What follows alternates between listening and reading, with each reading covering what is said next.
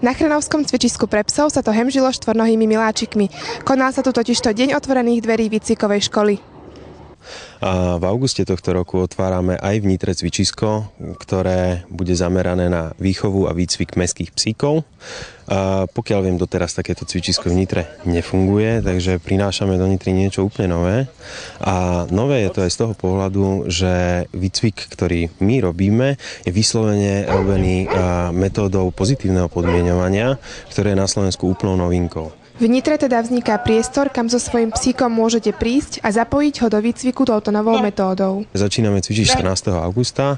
Výcviky budú prebiehať každú sobotu o 9:30 ráno na našom cvičisku.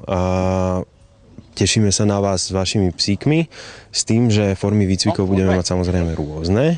Budú to jednak výcviky pre šteniatka a pre psíkov, ktorí ešte nedovršili 1 vek roku, a následne to budú aj výcviky pre starších psíkov. Koľko taký výcvik vlastne trvá a čo tým pes i jeho majiteľ získajú? Taký výcvik trvá 8 týždňov, je to základný výcvik, máme tam presne stavanú metodiku.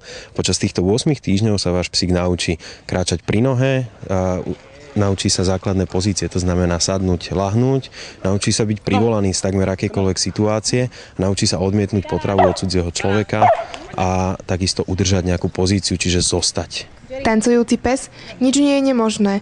Bežné sú aj výcviky s názvom dog dancing. Je to skôr taká rekreačná aktivita, poprípade výcvik rôzneho praktického stopovania, polovného stopovania, veľmi široká paleta ďalších cirkusových prvkov, na čo si človek zmyslí. Metódy, ktoré využívame, sú veľmi variabilné a dokážeme sa prispôsobiť vyslovene potrebám klienta. Novinkou v oblasti výcviku psov určite nie je ani kanisterapia, ktorá využíva pozitívne pôsobenie špeciálne vycvičeného psíka na fyzickú, psychickú a sociálnu pohodu človeka. Toto je náš bišoník Jerry. Je to náš pilotný terapeut v našej výcvikovej škole. Jerry má v tejto chvíli 5 rokov, pracuje z toho už 4,5 roka.